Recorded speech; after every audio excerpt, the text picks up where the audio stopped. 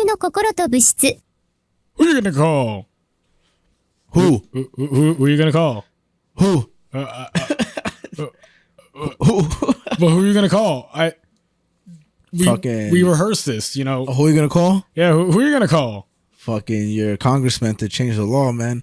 What's it called? Fucking guy. What's up? Jesus Christ. What's up? No, I don't think I ever told you this before, but I don't think I've ever told you this before, but I ain't afraid of no ghost. There we go, man. Yo, give me some knuckles, man. I thought about that this morning, and I was like, "Yeah, I know what I'm gonna say when I start the episode." That's what we call in the business, guys, a slow burn. Slow. And then You know? But we are back, boys and girls and guys and gals and theys and thems and zays and zoos and zols. Anything you are, we're back to that. Except And- racists. Yeah, except you guys. Fuck you guys. We are back on this show that we call Earth, Mind, and Matter. We always talk about what's going on in the Earth. In our minds. And this is why it matters. This is Earth, Mind, and Matter. Welcome back. I'm Frankie. I'm Javi. And if your first time is now, We're popping your cherry right now, guys. welcome. And if it's not, welcome back. Thank you so much for coming back to listen to us just talk to ourselves. That's what we do. That's what a billion people are doing right now, but we're doing it differently. Because you know how we're different? Because every other week we talk about our AMC section. We do, which is right now. Today, our AMC section is the album, movies, and comics. Today we're talking about the movies. Other weeks we talk about the news, but we're not talking about the news today. Today we're talking about the movies. Yes, sir. And we're talking about a very special, iconic, incredible old movie. Yeah. Familiar with it. It's called Ghostbusters. Yeah, Ghostbusters. Ghostbusters starring Bill Murray and a bunch of other people. Definitely Bill Murray's the most notable one for sure. You think when he was in this movie, he was the highest actor? Oh yeah, without a doubt. Or Sigourney Weaver was higher than him. If I remember correctly, by this point, I think she got this role because of Alien. Alien had come out before that? Alien was in the 70s? What do you think? I think it was early 80s. Let me double check what year Alien came out. Because I didn't realize how... I knew Sigourney Weaver was a big actor. I just always forget her face to the name. Yeah, 79 actually. Okay. So it came out before this movie Ghostbusters. So that's how she got this role because she was kind of on the up and coming when that happened. But she's a huge actor as well. Yeah, huge actor. Yeah, and it's because of movies like this, like Alien and Ghostbusters that she kind of got lucky with the iconic movies, no? Yeah, she really did. She really did. And Bill Murray's like Groundhog Day, this and some other shit. Yeah, and we're already jumping into it, but fuck it. Yeah. First of all, I just want to say, so you can start off on the beginning of your notes because we do take notes. We're not fucking geniuses. What's it called? This movie's so fucking good, and I know that's like an overstatement because everybody says it, everybody loves it. But I wonder how many people have watched it now. And watching because I watched it this morning, but I've seen it a whole bunch of times before. Right. And it was so fun to just jump back into it. Rewatch it, enjoy it. And because I'm in the city so much now, there's a lot of places, there's very famous places. Oh, yeah. But there's also a lot of spots where I'm like, oh, shit, I would drive past that all the time. And one of the things, the station that they are, it's a firehouse now. But they actually have the sign sticking outside of it, Yeah, another fire department here in the city just put it up for the fire department because today, so cool. Which we haven't mentioned, is also officially the 40th anniversary of Ghostbusters. Hell yeah, bro. So 40 years ago, this movie came out and it blew people's minds. Crazy. And we also have a Ghostbusters print that I'm working on at the moment. Hell yeah, bro. Here. I'll block it off. But if you can see it, if not, we'll put a close-up of it so you can actually see it. It looks fucking awesome. It's including the Stay Puft Man, the Ghostbusters in New York City with the thing coming up in the air. That's the thing over the building, right? Yeah, like the vortex. Yeah, and the slime. What's his name? Slimy? Slimer. Yeah, slimy. He is pretty slimy, though. In London, he's slimy. Slimer. But yeah, man. But yeah, it's been 40 years since this movie came out. And crazy. I saw this movie first time when I was a kid. I would imagine for most people around our age at least. I would imagine maybe people younger than us are probably watching for the first time in later years in their life. I think I've seen this in my teens though. I don't think I saw this as a kid. Oh, yeah, really? I'm pretty sure I saw this. I just sought it out when I was probably in middle school or high school or something like that. But I don't think I ever caught it when I was a child. Okay. But yeah, I definitely had seen this movie alongside classics like Indiana Jones and Star Wars and stuff growing never up. Seen and stuff Indiana like Jones. that. I just seen Star Wars 2 years ago when we first started the podcast. It's been more like 3 years now, actually. That's fucking wild, bro. Jesus Christ. But yeah, I mean, someone pay us, please. But yeah, what's really cool about this movie too is that it was directed by Ivan Reitman, who, if you don't know who Ivan Reitman is, you definitely know his movies because he and Bill Murray made some classics like Stripes. And there's some Stripes. That's when he's in prison though, or some shit like that. No, I'm assuming because Stripes. It's when he gets enlisted. I have seen that movie actually. I think I've only seen the beginning or some shit. So they did Stripes together. Ivan Reitman also did Twins, Kindergarten Cops, Kindergarten Cop. I mean to say, those are like the more notable ones that kind of came out around the time. Oh, he also did Super Ex-Girlfriend. If you remember that one, I've never seen that. That was a super raunchy movie. Really? When that came out. But yeah, he also did the second Ghostbusters, which is more universally not as liked as the first. I mean, I've never seen any of the other Ghostbusters. What's it called? I also had a DVD of Sex Drive when I was younger. You remember that movie that came out? It was a comedy movie. I had a big, recognizable cast, and I remember my dad. He was like, "Bro, stop buying movies like this," because he thought it was like a porno. I was like, "Dad, it's not a porno. You don't get it, Dad. It's just a bad movie. It's just comedy. It just has some titties in it, but just relax, Dad."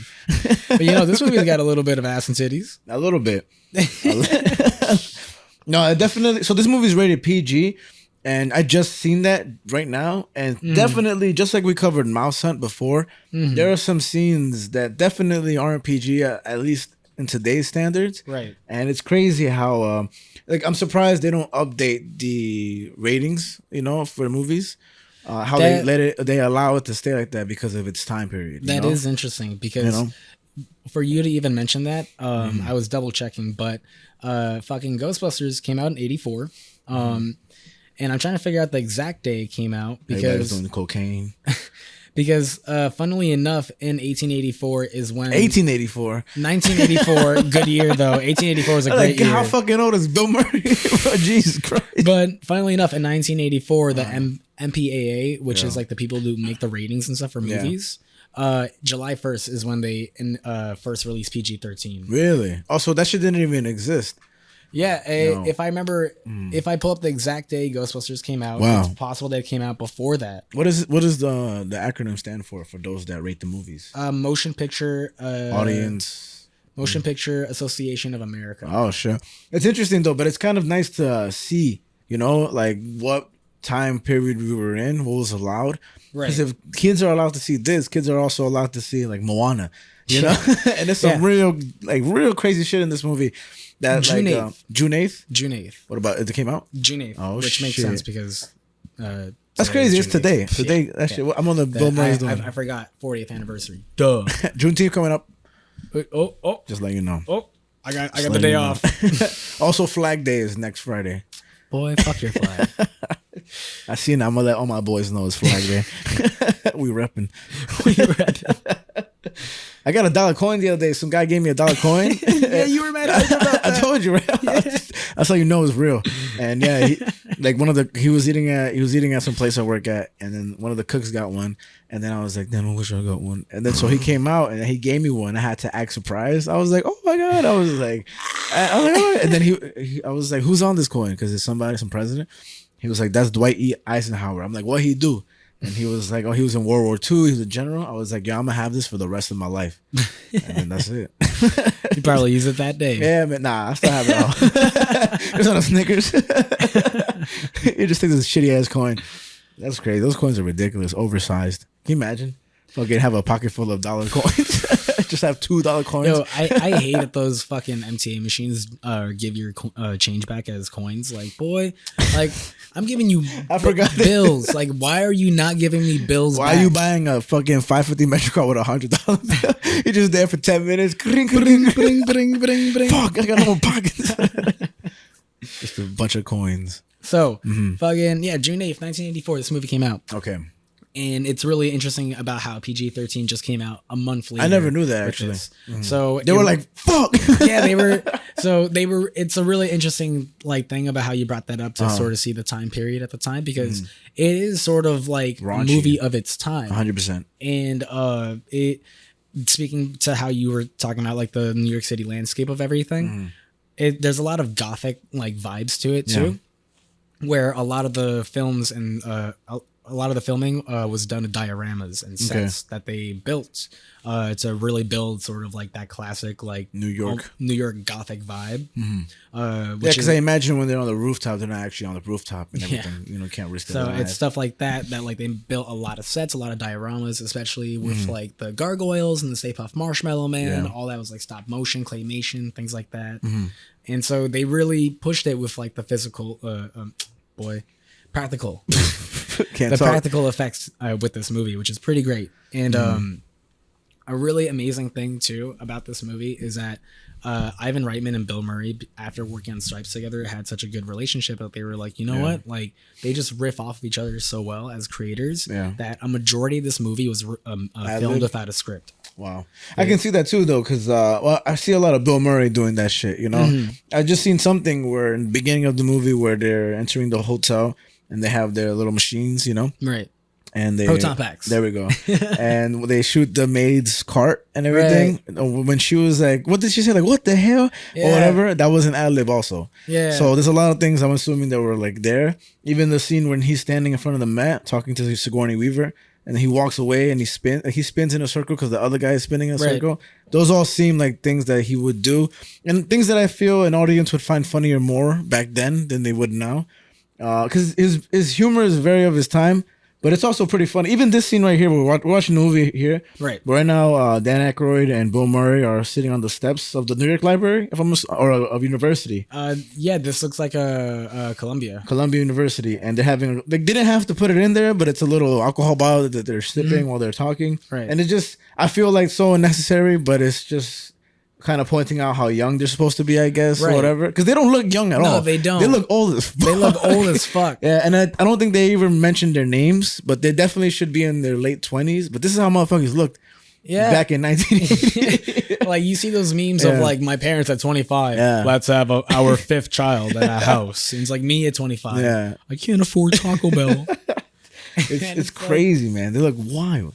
But it really, like you know, as we're saying, it's a movie of its time for sure. 100%, yeah. And it's just, it has so much character and style to it for sure, where it's like a lot of the practical effects and the designs of all the ghosts and things like that and the different types of ghosts that we see throughout the movie are just so interesting and unique and incredible. Like, you know, nothing tops Slimer in terms of like any recent Ghostbusters movie. Yeah. Like I have not seen any of them, man. I just don't want to. You know, the closest thing I would say is the little baby Stay Puft Marshmallow Mans that they have in the first reboot movie. Yeah, those motherfuckers are pretty cute. Very baby Groot. Yeah, I think that's what they do with everything. They just make it a baby, just like make some money off it. But yeah, and just even with the location of the fire department, that was a natural location and stuff, and like they just. It was funny. The person I was watching the movie with, they made a comment of Egon, where he's just talking about how fucking shitty the whole like place is and this and that. After like the girl asks her how he likes it, and she's like, "Yeah, he's definitely on the spectrum." This shit is fucking great. Nah, I'm not gonna lie though. I would be that hyped. So it's a whole building to yourself, bro. Yeah, man. Fucking what's it called? Okay, so though, what I was wondering. What do you think made this movie so grand to everyone? Like, you think it was an immediate classic to people? And was it the visuals? Was it the story? What was it? Because I wonder what it was like to see this back then. What was so all about it? Because for me, I imagine it's the visuals of the ghosts, the animation, the this and this. But even then, I mean, there was a lot of it. But I don't know. Like, I wonder what made it so popular. You know? So, if I give you a little bit of Jesus, this is pretty wild actually. Yeah, because for me, I just Googled this on the spot. Yeah. But the newest Ghostbusters movie, Frozen Empire, had an opening weekend of $45 million. And probably costs a shitload of money to make that movie. Yeah, I don't know why they keep trying to make money off of it. And when you look at the original opening of Ghostbusters 1, it made its initial theatrical run made $282 million. This one made $280. That's crazy. Throughout its entire theatrical run. Okay, so maybe the new one makes a little more, but that's insane. But then, though. like, you also got to think about how, like, with newer movies, they don't really stay out in theaters for long. Much like any days where they just kind of go straight to streaming. Even then, though, like when you think about the money, what's it called, inflation and stuff like that, the difference. Yeah, that's fucking wild. Yeah, how much? So it's like definitely more people saw this than they saw Frozen Empire, the newest one. You think people scream less long today than they did before? Like Scream? Like how can I mention? So when you watch the old Michael Jackson concert videos and people are like, like just cause, right? And I feel like, do you think today people scream not as long? I don't know if that makes any sense. You know, like do people do screams less? I don't know, man. I don't think so. I don't think so. Yeah, because I feel like today people are like, you know, like that's they quick scream, you know, but before they screamed their ass off. Or in movie theaters, you know, like people were more scared when they saw a scary movie, and I don't know because I wasn't alive, you know, so I don't know, but I wasn't alive. But I imagine like in older horror movies, like you know, it was the cliche girl holding on to her man, and she was like and the guy was like, chill the fuck out. And she was like, okay. No, but and the guy's dad was like, there we go, son. Smoking a cigar. I've seen a lot of people smoking cigars in the streets lately. I'm like, the fuck you doing, bro? You not finishing that cigar? What are you doing, bro? I don't know. I think that is interesting that you say that because like, you know, the way I see it at least is that I remember when I saw the newest Scream in theaters and I saw it on a busy Friday night. Yeah. And motherfuckers were losing their shit. Like scared or laughing? Yeah, all of it. They were like, what the fuck? Like everyone loved that movie. Like everyone was so into that movie. But you talking about they were scared or they were like, woo? All of it. They were scared. They were excited. They were happy. They were like all that. Like interesting. It's in the trailer, so it's not a spoiler. But there's a scene where they're in a train cart and like the killer's on the train cart. And like that whole sequence, like had everyone in the theater be like, oh shit, ooh. Fuck, and like people were really tense watching that movie. I was like, oh shit. So I think it still happens today. Honestly, I don't know. But I mean more in general. I think what I'm trying to say is that like I feel this is a dumb statement. I don't even know what I'm trying to say. What prompted you to ask? But I thought it earlier though. That's crazy. But I also feel like with phones and stuff and everything, like people don't scream as much. I don't know. But I did hear some lady scream in the park like not a long time ago. Like I was just at my house, and then all I heard was like a legit scream. Like, oh my god, is she okay? You know. But it was like, and you went back to doom scrolling. Yeah, I was like, whatever, lady. You know, I'm not gonna go on TikTok, but Instagram Reels though. Facts. YouTube Shorts. I don't know. But the last time I seen actual audience like reaction and like hype was when I went to go see Doctor Strange, the multiverse, when the purple person came out at the end. And then they were like, oh no, when the Fantastic Four was it John Krasinski, when he came out with everybody else, right? Motherfuckers went crazy. Yeah, that was cool. That was cool to see. I can see myself getting tired of it, so I'll be like, shut the fuck up. Go to a concert. No, I'm kidding, but it's cool because it's a fan base thing, you know. But that whole era is done, you know. I think so. I don't think it's done completely. But I think I think Deadpool and Wolverine will gonna receive that. You know? Yeah, I definitely think so too, for sure. But I think that was the most it's ever been, being that with the Avengers and everything. I think Endgame was the last. Was peak. I can't imagine. I seen that one reel where people are reacting to it. That was cool though. That's how it was in my theater. That's crazy, man. That's so. I can't imagine being a fan that was about to watch that movie and somebody spoils it. You know, like that fucking sucks, man. Yeah, asshole. Look at this scene. Motherfucker came out the desk. She's sitting right there. Yeah. Like it's stuff like that where Egon and this chick have like definitely a nice little relationship that sort of progresses throughout the movie, which is nice. What we're referring to is that she's sitting at a desk and then he just creeps out from the bottom, and I'm like, what the hell, bro? What are you doing down there? And she's like, I don't give a fuck. No, but don't you think that the actress who plays Janine, Annie Potts, she looks so much like Tina Fey? I can see that, her eyes and everything. Like she looks so much like Tina Fey to me. Well, but and the show. But I think it's the wild scene that we were both thinking about was when Dan Aykroyd's in his bed, right? Yeah. All right. So if you haven't watched the movie, so obviously they're ghosts, and there's a montage of them going like sleeping and then going to fight, capture some ghosts, back and forth. And then one of the scenes, this is a PG movie.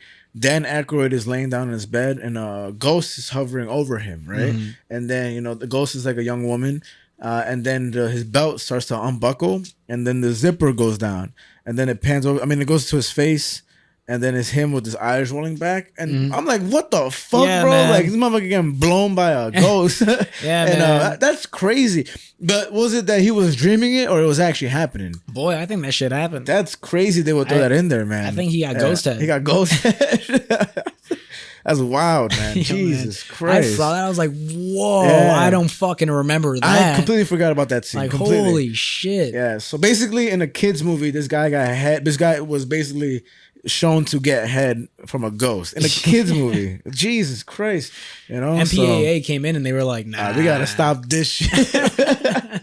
But it's so wild. And, but it really makes you think, because you always hear older people say, like, you know, back in my day, like, this is not, like, you know, you hear a lot of older people complain about, like, oh, everybody's so offended nowadays. Like, duh, like, look at what they were not offended at all, you know, and it's crazy. But, okay, so say... Oh, there was your Cheez-It product placement. Oh, so there's a bunch of product placement in this movie. What's it called? But say you have a son, right? And he's a kid. Would you mind if he saw these things? You know, say he's like 5 or 7, you know, and he's watching this movie. Do you mind if he's seen that?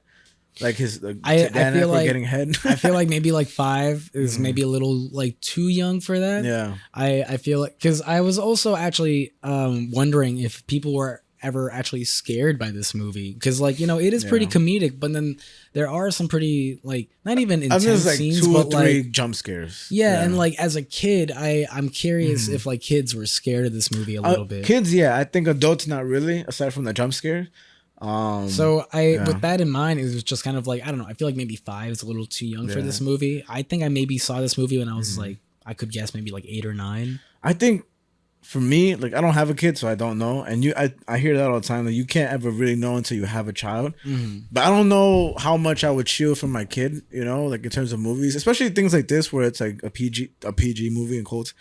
But for me, I'll be like, whatever, like, because they wouldn't understand, you know. Imagine, but if my kid's like, yo, Dad, did he just get head from my ghost? I'll be like, hell yeah, bro. Put it there, bread, bro.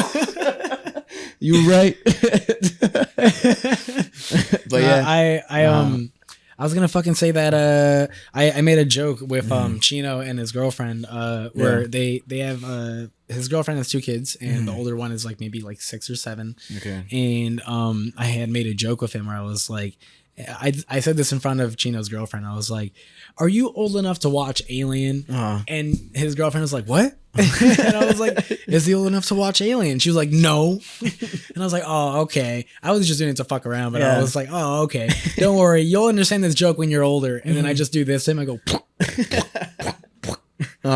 and just I don't know. I don't know if I would show this to someone like 5. Yeah. But I do get that of like, you know, they're not gonna understand anyways. Bro, when I was fucking a child, my dad would always rent scary ass movies. So he would come back from Blockbuster, and I'll be like, let's go, we're gonna watch a movie. Then it's some fucking, like, I'm talking about real murderous shit. I'm like, all right, here we go.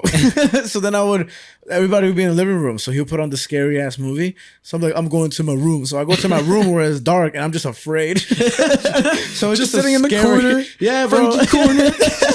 Yeah.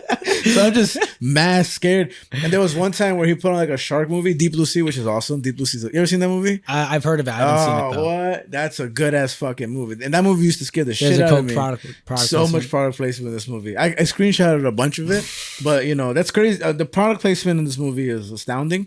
And they do it now. They do it always, because that's where the money comes in. But it's real interesting, because even right here, there's a scene where Bill Murray and Sigourney Weaver are talking at the fridge, and they do it so shamelessly where, and at Sigourney Weaver's angle, they even tilt the Coke so it faces you. Right. So it's no, like, you can't even take it as a coincidence or anything. It's straight up just money. You know, they have that. They have Budweiser. They have Cheez-It. They have Diet Coke. They have what else they have? There are a couple other things. I don't know, but you Perrier. know, Perrier, and Wise Chips, and a bunch more for sure. But when I would watch the movies when I was a kid with my dad, so he put on Deep Blue Sea and there's sharks. So I went to my room and the lights were off for some fucking reason. I'm laying in my bed just imagining sharks just floating around my bed. I was scared as fuck, bro. It was so spooky. I'm like, so my kid's receiving the same treatment, bitch. I turned out all right. Oh, it's Friday night? Jaws. Hostel. Dude, I remember Documentary about kids in cage. You want to be in a cage? Clean your room. Yo, man.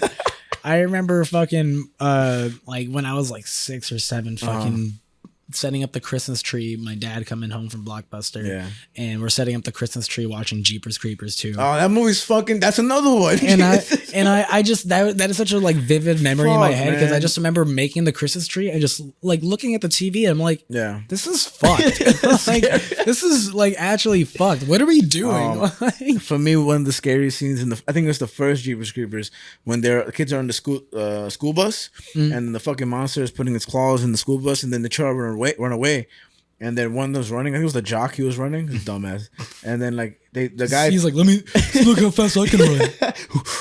And then the monster threw like a throwing star, which is hilarious if you think about it. It wasn't, but his hand got pinned to the tree, and then the monster was coming. Jesus Christ, I was so scared. And then another scary movie was The Hills Have Eyes, which was actually pretty fucking scary. Yeah.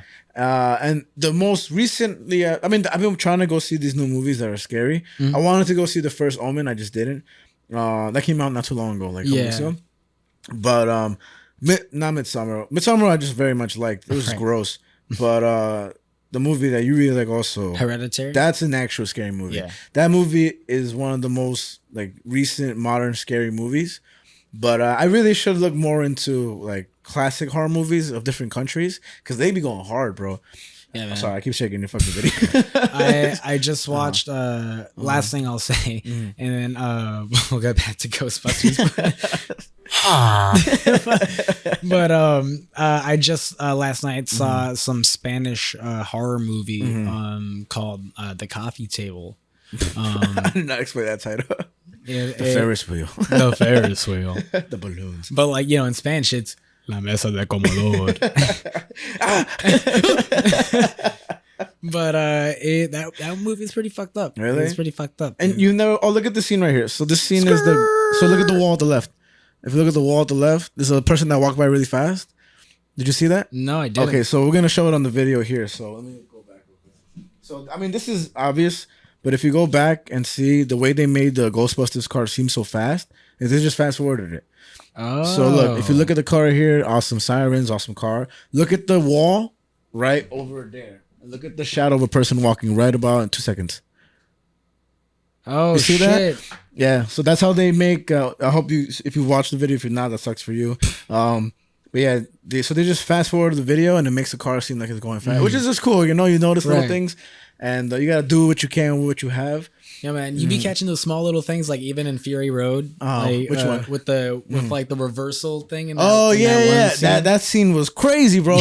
And then it's cool because those are practical effects, I guess, right? Yeah. And then it really adds on to it. And I'm sure in the theater people are doing the Leonardo DiCaprio, like, oh, I know. But it's cool to see those things, especially back then, because things were much more difficult. And I wonder also, when I was watching this movie, how much leeway there was compared to now. Like, also, not to be like that, but like even like before the Me Too movement, now there's like people to coordinate like sex scenes and stuff like that. Right. And so even in this movie, Bill Murray gets a little touchy and stuff like that. And actually looking it up right now with Sigourney Weaver, she was like, the Me Too movement changed everything. I wonder if she ever felt a certain way about the things she did in the scene, because she had to kiss 2 guys.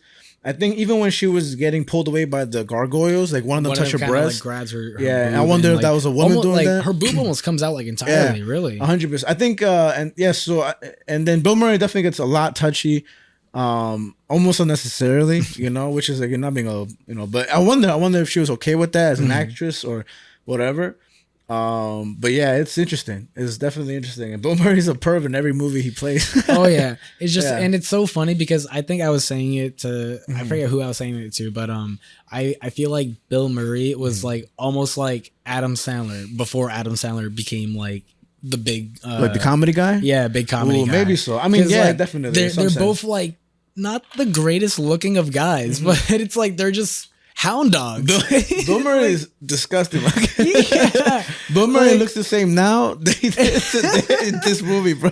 His hairline is crazy, bro. Yeah, man. Like, and like they in all the movies that he's portrayed as Yeah. like the cool guy, and like all the girls Yeah, want yeah. him and everything like that. And it's just like Yeah. it's so wild But to think that that attractiveness- was like the standard Yeah. then. But attractiveness definitely ranges for time periods, you know? Mm. Like even Sigourney Weaver, like I'm you know, whatever. I don't think she's the most attractive woman, but Mm. they portray her as this beauty, you know, and whatever, you know, people think or whatever.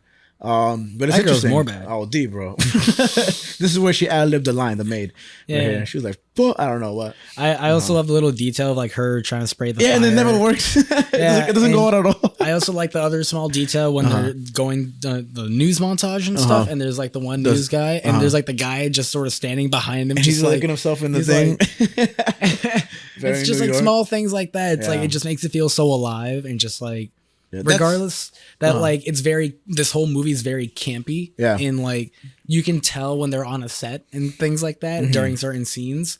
It just those small details makes it feel so alive. I've always liked this scene where the cigarette's hanging from a dead actor's mouth. Yeah. But what I was thinking when I was imagining what made this movie so huge in terms of just like fan retention and like appreciation.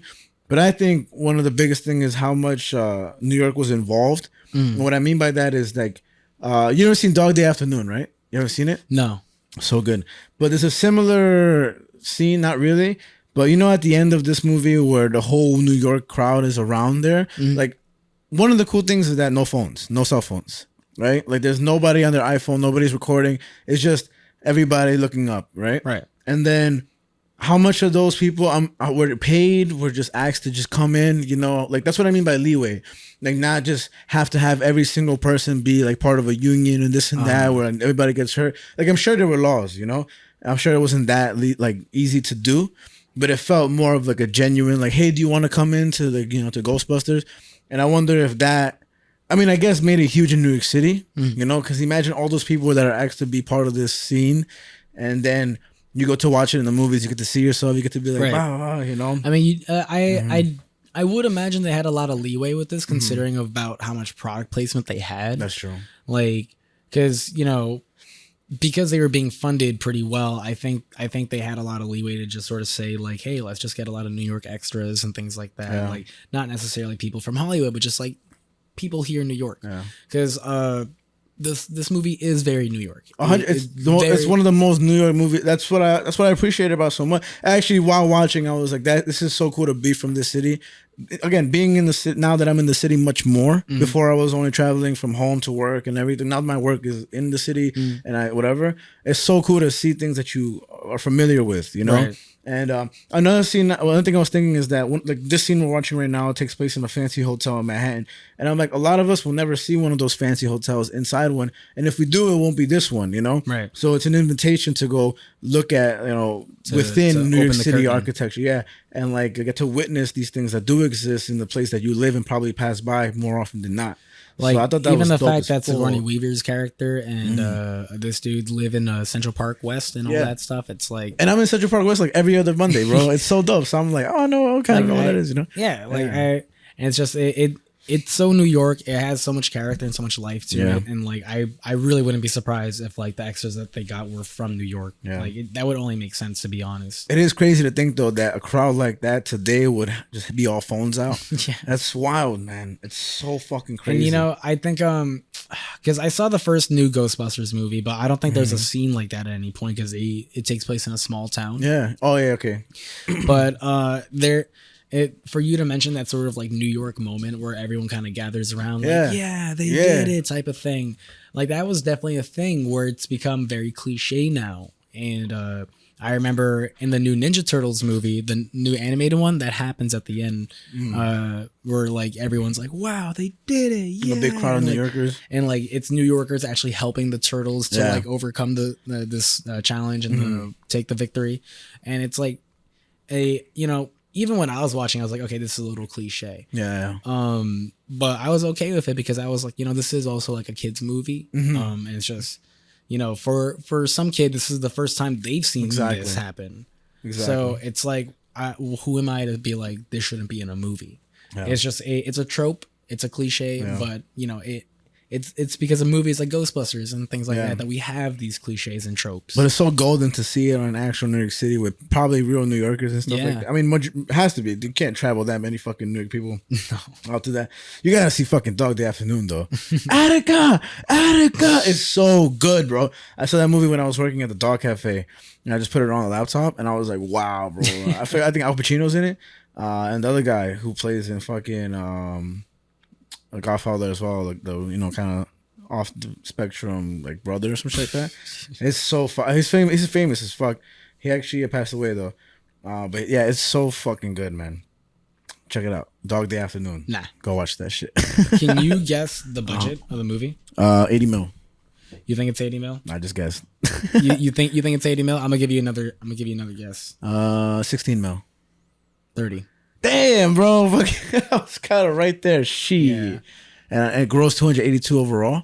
$282.2 million in its initial theatrical run.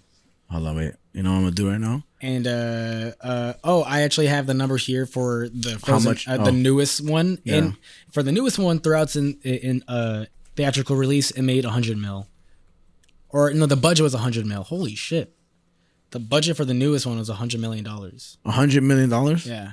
Let's see. Hold on. I want to see. That's actually lower than I would have thought. Let's see. $30 million in 1984 is worth $90,533,589,000. No. Wait, what the fuck? What am I saying?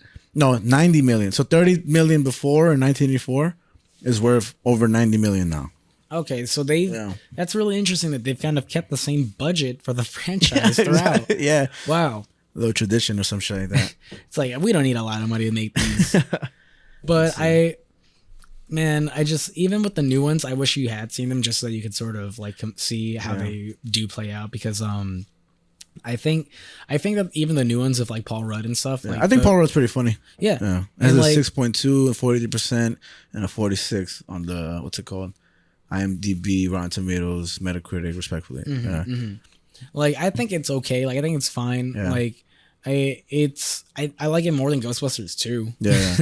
But Ghostbusters 2 is just them again, no? Yeah. Oh, okay. And I know they did a reboot, I think so, of Ghostbusters entirely, where I think it's the original cast, but they're also in Ohio, and I heard it was terrible. I don't think I recall that. If I'm not I was reading some article and everything. I may be wrong about the details, but I'm pretty sure that's what it was. But, and everyone remembers the female reboot. Yeah. Hey, here's the dude checking himself out. Yeah, he's like, Jesus. Well, I do like the magazine covers they put on the side, like right here. Right. It's so nice. And what's it called?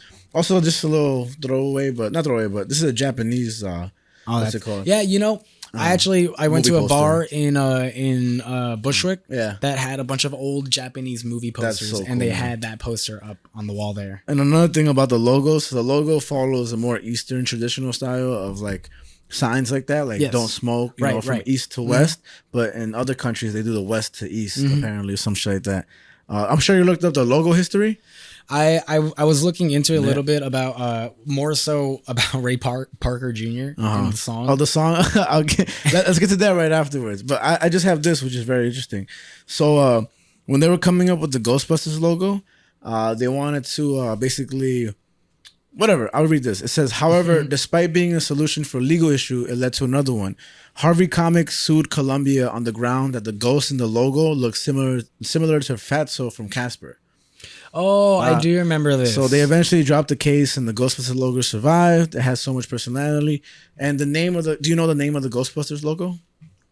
Fuck, I don't know. Mowgli. Yeah. Ivan Reitman and Dan Aykroyd, they came up with that name. It's a pretty interesting article. That's cute. Yeah, they came up with that. That was pretty much the gist of it, of the whole thing. But yeah, they needed a good logo, and they came up with that. So that's pretty interesting, right? It's cool. It's crazy how Harvey Comics has ended up suing them, you know? Oh, you know what? I do remember the cartoon of Ghostbusters. Is that what you were talking about, the reboot? No. It's something else where it's like the original cast that go to Ohio. It could have been actually Ghostbusters 2. Let's see. Did you Google it? Yeah, fucking man. But while you do that, I'll let you know about the Ray Parker Jr. song. Yeah. They like Bustin' makes me feel good, dude. Oh, we also just missed this dude getting that's head. great. But right now, his YouTube video for it has 89 million views. Wow. Okay. God damn. And it's a classic song, and like the fact that I feel like a lot of movies back then used to do this, where they would hire artists to make songs for their movies and stuff. It still happens today, but I feel like not as much to make certain like themes. Like, you know, there's not a lot of themes or notable themes in recent cinema. Yeah. Where like, you know, it just really sticks to you. I feel like more so before than now they are. I feel like, you know, Jaws and everything. But that's like, what I mean. That's what I'm getting at. Oh, where, sorry, I was looking at this. I was. You punk ass. I'm sorry. Like for me, like in terms of more recent cinema, the sort of like themes that I could think about are like from Mad Max to. Yeah, but even then, it's an older movie, you know. And or like raised original theme. Ones you're talking about. Yeah, like original themes. There's and not stuff. much, right? Like a lot of them were made sort of at a certain point in time, and Ghostbusters was sort of one of the last movies to kind of have a really catchy like theme song to go with it like that. So fucking good, so good. And and even when the drums go like, you're like, oh my god, you're like the baby from the. But it's just the fact that they were able to get Ray Parker Jr. to do this was pretty incredible. Who was Ray Parker Jr.? I don't know who that guy is. He has a great voice though. No, I mean he wasn't like the biggest artist at the time. He has a great voice though. He wasn't the biggest artist at the time. He definitely did more like what the Ghostbusters theme sounds like is like the type of music he makes. Okay. Like it's 80s very yes. I ain't for you no good. But you know that's a lyric, right? Bustin' makes me feel good. That's so funny, bro. I was like, wait a minute. Oh yeah, man. And I know I'm pretty sure I've heard that like be poked at in terms of jokes for other people. But today when I was watching the movie, I was just, you know, like it was ending. I was watching the credits. I was enjoying it. And then everything stopped. And all I hear is, bustin' makes me feel good. I was like, me too. What? Me too. Yeah. No, but it made me laugh. I was like, wait, what the fuck? I was like, what the hell, bro? Nah, I think the fact that they were able to get Ray Parker Jr. to do that was pretty incredible. Yeah. And it's become such a staple. Do they use the same music for the new movies? Fuck, I actually don't remember. Yeah, because I only saw the first new one, but fucking what else was I gonna say about the song? They used it for the cartoon show as the title sequence. Yeah. So it got reused for that as like a shortened down version for the title sequence. And then on top of that, what was it? The movie opens up with the theme song, as most people kind of recognize it from. But I had this review that I thought was really funny because of you just saying the bustin' makes me feel good. This one person said, "Fellas, is it gay to bust some slime with your bros?" 4 stars. 4 stars out of 5. That guy must not be busting with his bros. Sucks for him. But I got a couple of other reviews, but I'll get to them in a sec. But I can't imagine reviewing this movie. Like I think if you're reviewing this movie like anytime past like 84, I mean like 1990, what the fuck you doing? No one cares. Like no one. I can't imagine some motherfucker being like, I'm gonna review old movies. You know. And like today's standards. These are on Letterboxd as I like to do, because Letterboxd is pretty modern and stuff. No, I just mean like somebody real taking him so serious. Oh no, I know what you mean. And being like, you know, I think they really surpassed the limit of just blah blah blah. I'm like, shut the fuck up. Also, what's his name? The black guy in this movie, Hudson, something West, something like that. Not actual name, like thingy. That's my favorite character, bro. Oh yeah? Yeah. I don't know why. He's just cool as fuck, bro. He just came on. He was like, I need a job. Then he just came by. That's you. He's always smoking a cigarette, which is cool as shit. Winston, there we go. He's cool as fuck, man. That's always been my favorite character.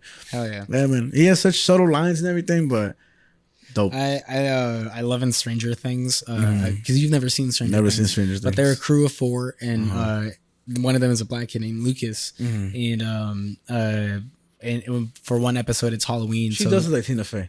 Right? That's what I'm saying, she does man. have a Tina Fey look to her. But there's an episode where it's Halloween, so they decide to dress up as the Ghostbusters. Nice. And Lucas dresses up as like Egon or something. And like they all show up and to school, and 2 of them are both wearing the Egon suit. And like, and they're like, "What? Why are you Egon? I want to be Egon." Yeah. And like the other 3 of the crew are white. And so there's a really funny joke where they're just kind of like arguing about it. And like one of them goes, I thought you were going to be Winston, Lucas. And Lucas goes, oh, it's because I'm black, right? Like, duh, bro. We had one chance. We're obviously Ghostbusters ratioed in terms of race. And you want to fuck this up. But God, damn, dying over here. Shit. What was I gonna say? Oh, that was. I just remember that's another hilarious joke with Bill Murray in Zombieland when he dies. Oh, yeah, man. Actually, so that's actually a really incredible thing where Bill Murray obviously was huge in his time, but I think with Zombieland, which is a great movie, I think Zombieland is such a movie in its own section of one. Where it really is so good. It's my favorite zombie movie. It's probably actually one of the best zombie movies, but also comedy wise. I've never seen Shaun of the Dead or Dawn of the Dead. Shaun of the Dead is awesome. But for me, Zombieland is on its own. Like that's like a pure don't touch it. You know, like it's so good. You know, like don't criticize it. Especially you. Yeah, bitch. And what's it called? Bill Murray was so funny in that, and he was so funny in his own way. You know. And then what's his name? Who's so hyped to see him?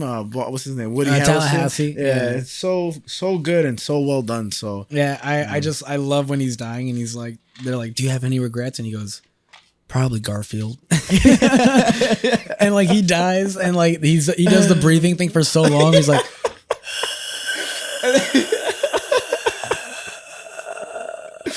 and then he doesn't die, right? And he just doesn't die. And like, but there's a bit of silence and they're like, is he dead? And then you just hear him go. And then Woody Harrelson is like, some shit like, he came out just how he came in. That shit was funny. Yeah, man, that movie is fucking gold. So good. Emma Stone. What else is that? What's the guy's name? Jesse Eisenberg. Woody Harrelson, Bill Murray. I mean, so fucking funny. Yeah, man. So good. The writers of that movie are writers I adore, Phil Lord and Chris Miller. They also did the Lego Movie. Nice. They did Deadpool, both of them. I did not like the Lego Movie that much. What? Yeah, man. It was kind of like, I thought that awesome song was annoying. I thought everything about it was just, I mean, I only watched it once, you know, and I'm not shitting on it because it's a happy ass movie, you know. It's like, but I just, when I watched it, I was like, this is not it, dog. This is not for me. I ain't no fucking baby. Yeah, but I hate this shit. You know, fuck Legos. I just did it. Well, what's that other alternative? Mega Blocks. Yeah. I'm more of a Mega Blocks. I'm Mega kid. Blocks, man. Yeah, that's how I felt about motherfuckers that went to Digimon. I was like, just say you're poor. No, I'm kidding. Yeah, No, Jordan kidding. loves them some I know, Digimon. bro. Man. I know. Shout out Jordan. That was funny with the Tamagotchi where we were like, yo, your Tamagotchi is overdosing. Like, oh, fuck. Gotta get some, what is it called? Narcan. Yo, this fucking That dude, shit man. is He's so such a clown, dude. Oh my God, let me just give Rick Moranis his flowers. This motherfucker made me laugh so much. This is the dorky guy who lives across the hall from Sigourney Weaver, and he's just trying to clap cheeks, but he's also a simp, and he's so fucking funny, man. Like, he plays his character so well. Yeah, man. And if I'm not mistaken, no, he wasn't in the beginning of the movie, was he? Was he he was the kid they were testing on, no? No way. No, it wasn't. Sure? It wasn't. Like, you guarantee me? Yeah, 100% guaranteed. What? I don't know, man. I feel like he was. Wasn't. It looked like him. 100% guaranteed. You want to bet? No, but I 100% guarantee. Really? You fucking addict. Yeah, I've been betting a lot. Oh, wait. I got to make sure. How sure are you? 100%, dog. Really? Because I remember that the fucking dude who's getting like electrocuted, he looked like someone from like Even Stevens or something. No way, bro. Yeah, man.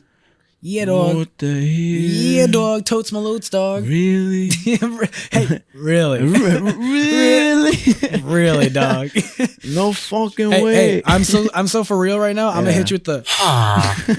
You must be. You're not playing no games right now. Anyway, all right, I was wrong.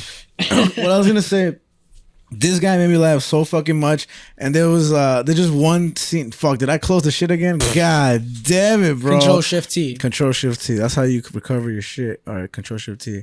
All right. There's one scene where he's getting chased by the cougar. Shut up. He's getting chased by the gargoyle animal. Right, the cougar. And he gets pressed up against the wall.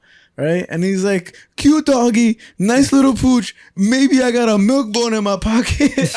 Like, you know, just, I don't know, man. It's just fucking hilarious. And I think he played the character so well. Shout out to him. He was probably my second favorite character after rewatching this movie. Bill Murray is an obvious favorite. You know, you can't hate on him. Right. Like, I feel like that because someone asked me that where they're like, who's your favorite Ghostbusters now? And I was like, I feel like the obvious answer for most people is Bill Murray. Yeah. They probably also they don't know I also names. love this shot too, where like we're sitting on the couch, passing the remote. It's just like this fucking guy got that on camera. You pointed over there, Byron. That's bad funny shot of the gargoyle. Like the way that like the fingers kind of or like the mouth like breaches through the door. So this is what Sigourney Weaver is sitting in. Oh, okay. So they probably use like a tight like a screen or something. That's just dope, man. And it looks so good, you know, for what it is. But this is where she gets a titty grab by the gargoyle hand. Yeah. It's interesting how they did that, man, honestly speaking. Because in that initial scene, there wasn't nothing. But now it's more like on her chest. Yeah, and like there's her whole titty there. That's really interesting. But how did they do that, though? Like, you think somebody was under the couch? You know? Because it's got to be because if you look at the flooring, there's tile like for something to spin on and everything, right? Yeah, because if you look really closely at the tiling where it's lined up, it's wider than the rest of the tile line. That's so interesting, bro. Yeah, man. So little things like that are so cool to like notice because, man, it's just how you make a movie. You know? It's how you make movie magic. Also, shout out to this guy. If you ever want to know, like if you're ever making a movie and you want to know how to do certain effects, his name is Scott Prop and Roll. SCOTTPROPANDROLL. I love watching his shit, man, because he shows you, you know, like with soda cans, you know, in movies, you know, you want to drink from it and everything, fake drink from it. So they just color the top black. Yeah. So you just sip from it, and then he just shows you a bunch of little things like how to make fake food and how to do this and all practical effects. Where it's like nice. It's really fucking cool. It's really cool, actually. Yeah. So shout out to him. He's one of my favorite reels to watch, and he always throws in a little pun. You know, he's a little quirky. Oh yeah, this baddie. Yeah, man. And just like, okay, fine. So dumb. Yeah, man. But yeah, Honey, I Shrunk the Kids was one of my favorite movies watching as a kid. That movie was dope as fuck. Another favorite Bill Murray movie of mine as a kid was Osmosis Jones. He was in that movie? Yeah. I love that movie. He was a live action dad. Oh, it's so dope. That movie was fucking good, man. Yeah, man. Osmosis Jones, classic. Yeah. And that was one of the rare like kids movies that turned into like a TV show. Yeah. Oh, it turned into a TV show? Yeah. I remember that vaguely, but I remember the movie and itself being good. Yeah, like that and like Jimmy Neutron. You know a movie I like? Maybe because I had the video game, Meet the Robinsons. Oh yeah. You know, I used to really like that movie a lot as a kid, but then I rewatched it when I was older and pretty I was bad. Like, it's not that it's bad, it's just it's not like one of their best. I think I like the video game a lot. It's just a random. I also had the video game, right? Too. Yeah, man. Shit rocked. There's a Ghostbusters VR game coming out actually this year. It looks really fucking good. Actually. They're just trying to squeeze every single penny before Bill Murray dies. I mean, it is interesting that you say that because 84, it's been 40 years since this franchise has been going on. That made me realize, like, Jesus Christ, this is a fucking old-ass movie, man. Yeah, man. It's just, like, the fact that they still make video games, toys, statues, action figures, comics. Like, I'm fucking making shit about it. It's like... It's timeless. Yeah, it's really just... Timeless. It has such a fandom to it. Like, like you say, it's timeless. Yeah. And... for, you know, some aspects, not so much. I don't give a fuck. I don't give a fuck what anybody says. This for me is just. But you know what was worse? Blade Runner, when this motherfucker, the rapey scene. What's his name again? Harrison Ford. That was gross. That was not timeless. that shit was rapey as fuck. What's it called? The Ghostbusters logo is one of the few logos I would ever get tattooed on me. Hell yeah. You know, like I'm definitely planning on doing it because I want that. I love that logo with all my heart. It's just so good, man. It's so well designed, so simple. And you have no idea how hard it was to like design the logo on like their armbands. Oh, yeah? Like, oh my god, just because since they're really small, I'm like really you gotta get it right. No, this actually does fucking look so dope. I can't wait for it to come out. I would buy a print of that, to be honest with you. You know. That's the plan. Nice. These will be prints. Nice. So I get one for free. Yeah, I mean you do. You do. I gotta be pleased. you gotta hit me. Oh, like in the Bill Murray scene. What's it says you didn't say the magic word. Please, can I please? Why do you want? Nah, man, this movie's so good, bro. Oh, another thing I wanted to mention. What's really interesting too about this movie is the god Zool that comes in.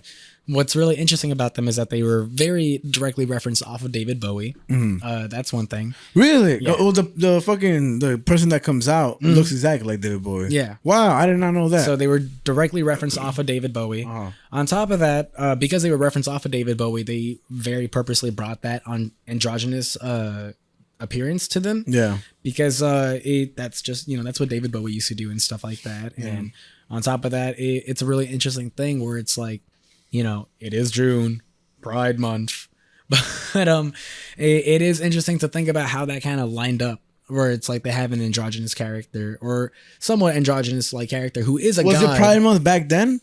I mean, that wasn't a thing back then. Boy, you said Pride back then. They said prideful about what? About America. Every day's Pride Month. Every day's Pride Month. Every day.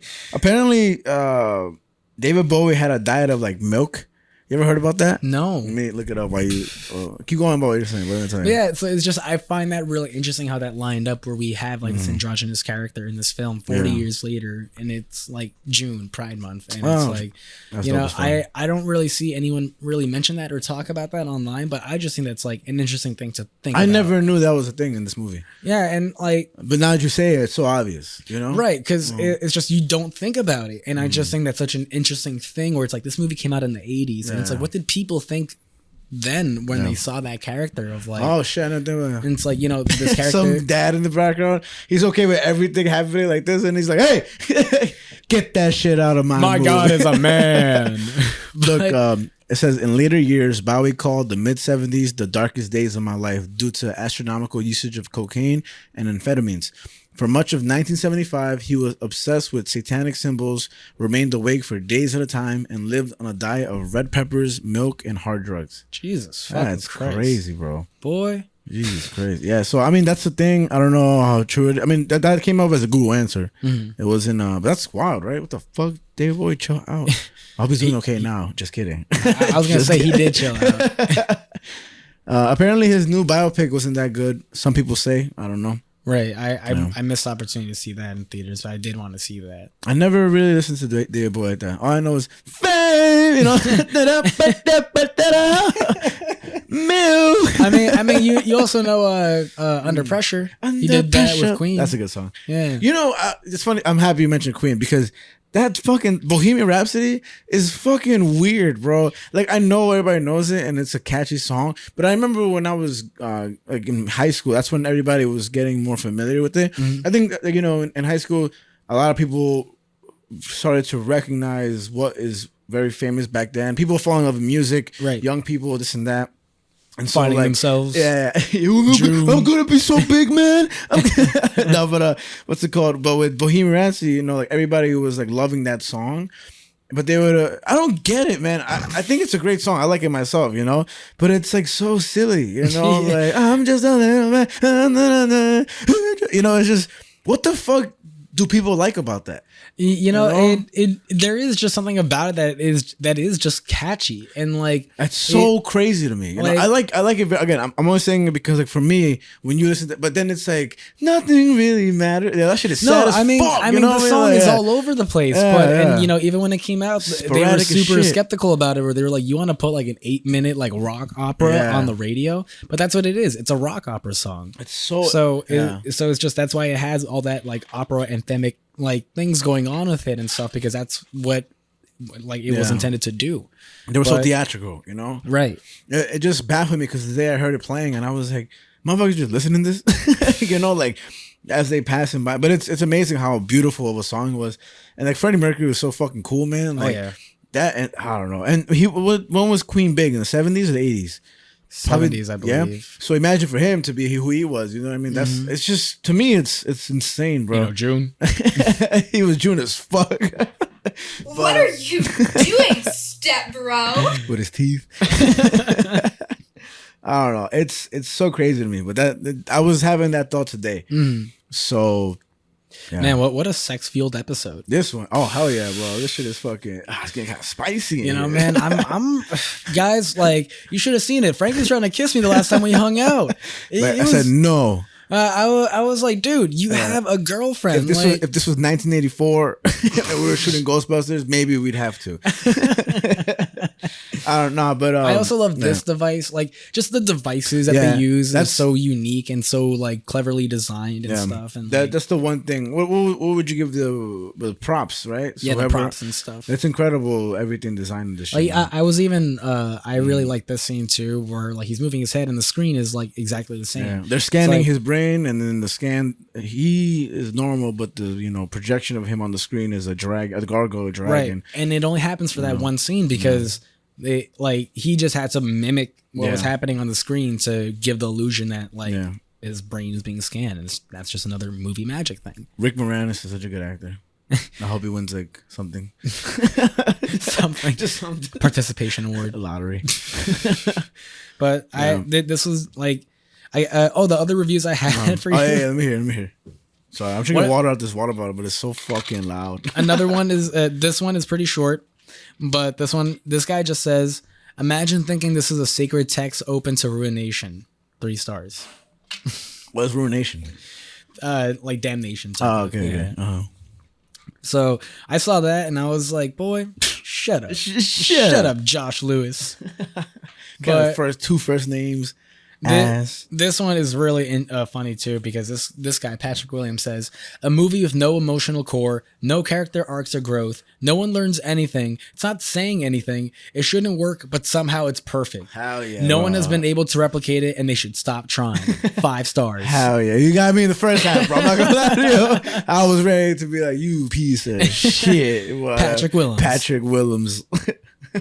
But it's just. Like it really, this movie just really struck gold. Like we've been trying to figure out this whole conversation. What is it about this movie that works so well? It's hard as fuck to pinpoint, but I think it's everything. I think from beginning to end, it's everything that's just amazing for me. Man. They just executed it so well, and it's like, if you've never seen Ghostbusters, boy, go catch some ghosts. I would love to see. I don't know. It'd be so hard to do this probably, but people who were born, like maybe who were like in their teen years. What I'm trying to say is that a theater full of younger people today, like 17-year-olds today, and then people who were 17, a theater full of those people back then, and see their reaction, how they laugh on it, because I can imagine the cringy motherfuckers who are 17 today and they watch this movie and they see Bill Murray do something and they're like, "Oh my god, like what is he doing? Like that is so gross." So free Palestine, and then like. People, I mean, of course, it's more nostalgia, so it'll be more of that. But like genuine laughter, like this is humor that they appreciate, because it's attached to a certain moment. Man, I gotta.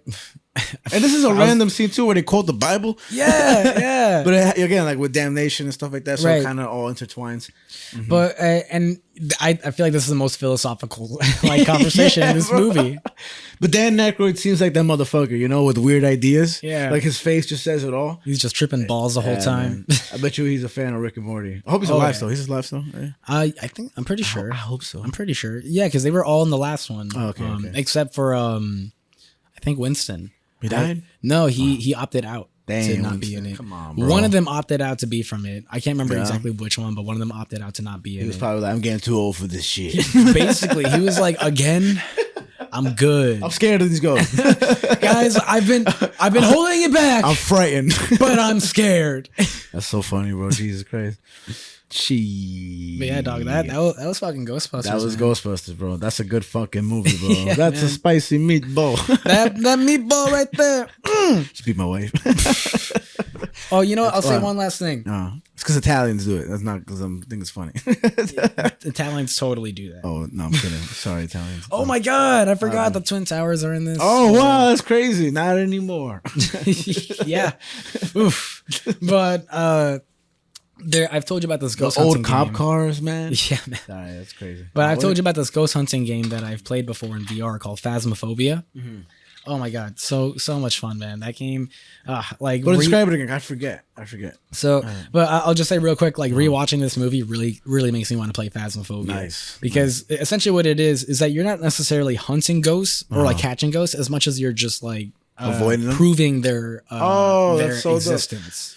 No, and you can. It's like co-op, right? You could do it online. It's 4-player I've co-op. seen some game. What's the gameplay? And just it seems so fun It's so much if fun, you get dude. separated and you have to like get And somebody, there's proximity chat, so it's Yeah. like You can't just talk to everybody at all. Yeah, once. and somebody like stays in the van, right? someone stays in the van to Oh, wow. watch the cameras. You have radios and stuff like that, and like it's also in VR, and it's so much fun playing in VR where you just like come over to your shoulder and you're like. That's how you use the radio. Like you're like, dude, I remember one time fucking when I was playing with my friends, we were playing in the asylum level and I was in the basement by myself and two of them were on the first floor together, and I finally find the stairs to go back up to the first floor and I can hear them down the hall talking to each other, and I was like, oh, I'm gonna fuck with them. So I take my flashlight and I start flashing it up the staircase, and like all I hear is, wait, did you see that? It'd be funny if you're like fucking scared as fuck and you're in the hallway, right? And you're like, oh my god, fuck, okay, nobody, I'm not near nobody. And then you're getting closer and closer and closer, and all you hear is, hey, you want to cover my shift tomorrow? You're like, yo, motherfuckers, I'm hunting some ghosts. Most mundane ghost ever. Just like, man, I gotta get up at 6 a.m. tomorrow. Fuck. Mom, not now. I'm busy. My favorite ghost is the one that's fapping. Okay, maybe I'll come back later. The evidence will be there in about 2 minutes. But I was like flashing my flashlight up the stairs and shit. And they're like, wait, you fucking see that? What is that? What's going on over there? Yeah. And I come up the stairs and I like peek my head up the stairs and they're like, because I'm in VR, so I can do this shit. Yeah. And like, I'm peeking my head up the stairs and they're like, yo, what the fuck is that? And I just go, hello. And they're like, yo, nah. Get the fuck out of here, bro. Every man for himself. Well, that game is so much fun, dude. That seems like fun. I would go into rooms like with the ghost box, like which is the radio so you could speak to the ghosts. Yeah. The ghost box is like just a radio. Yeah, and I would just go into the fucking rooms and be like, yo, bitch, where you at? Come on. So what up? I'm trying to fight. I was using my ghost box, looking at the ghost screen, walking on the ghost floor. using my ghost baton against a ghost with my ghost spray. I feel like every group of friends has laughed at the McDonald's joke where you're like, yo, pass me a McNapkin. They're like, yo, I'm gonna go to the McBathroom. Oh yeah, I mean, I still say McSane all the time.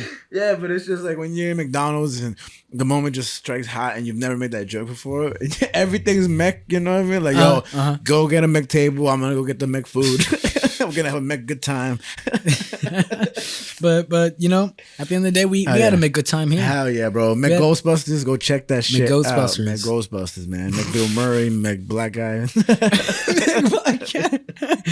In DR, they'd be like, Le Ghostbusters. Le Ghostbusters. French? No, because Dominicans eat their S's. No. So I'm trying. Le Ghostbusters. Le Ghostbusters. Le Ghostbusters. Le Ghostbusters. Que lo que Ghostbusters. I want to go back to DR. DR was nice.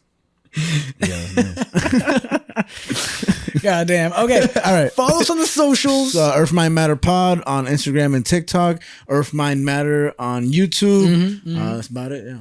That's about it. And keep up with us. We got some special things coming up. We do, and more episodes. Oh, we do got some special things. Oh yeah, man. Remember when I used to say that? Remember when I used to say that at the end of every episode? Ain't nothing special. Just mundane things. Don't worry, guys. Some shit special is actually coming up. Yeah, man. Which is fucking awesome. Just like this right now on the screen. Fucking all these G hosts coming up. We about to some other hosts up in this bitch. Ooh. What? Oh, and then on that. Oh. And then on that.